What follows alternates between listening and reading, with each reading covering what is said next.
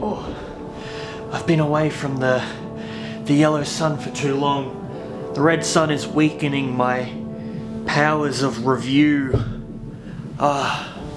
What saying? Oh, Supergirl movie. Funny dog, good. Explosion, big.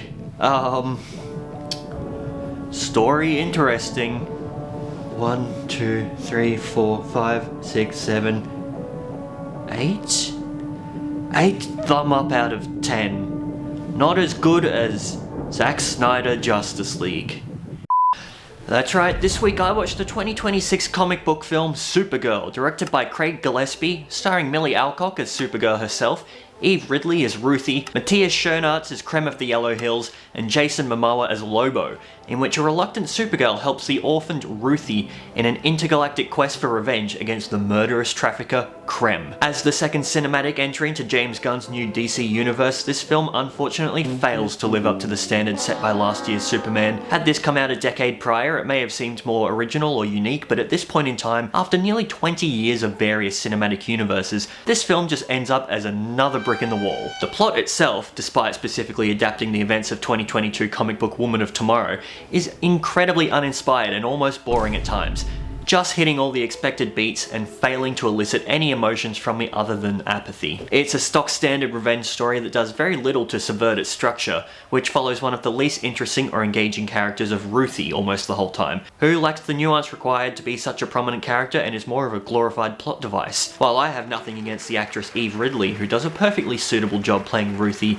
and working with her script, the character is written as such that there's almost nothing to work with, whether that be no thanks to Anna Nagaira's script or Gillespie's direction. This specific version of Kara Zor-El, aka Supergirl, is portrayed as an alcoholic party girl, depressed by the loss of her home planet Krypton, which is admittedly a unique and refreshing take on a character so young, joyful, and closely associated with someone as hopeful as Superman, which I appreciated.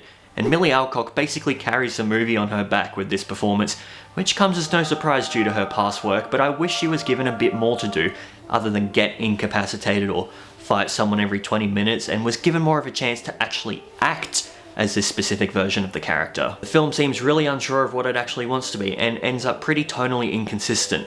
The instances where they hint at something actually evocative or unsavory, like the fact the main villain Krem is essentially a perverted child trafficker, it all just feels like an afterthought included to make the movie seem more mature or intellectual, while maintaining their PG rating and therefore maximising ticket sales. Which is made even more unusual by the inclusion of Jason Momoa's character Lobo, made to seem incredibly dangerous, but whose most violent feats we are told about in exposition. Main villain Krem of the Yellow Hills is similarly talked up by other characters, but the worst thing he does in the whole film is shooting Krypto off screen and bloodlessly killing a couple of other background characters. He's one of the most uninspired, unthreatening main villains of a comic movie in recent years, despite some tough competition.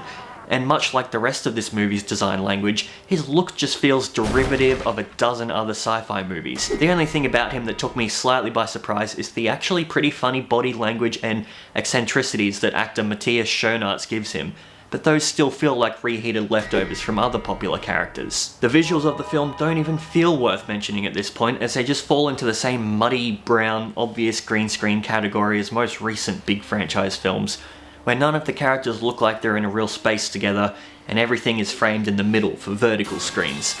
Even Krypto looks noticeably worse than his last appearance, which is even funnier considering he's hardly in this film. While it occasionally hints at something more rebellious or innovative, Craig Gillespie's Supergirl is ultimately a bland-looking, stock-standard letdown that does very little with its main characters and fails to provide anything evocative or explore its themes further than the surface level. Carried by one main performance amongst a sea of adequacy, even despite the script, Supergirl only gets 5 thumbs up out of 10 from me.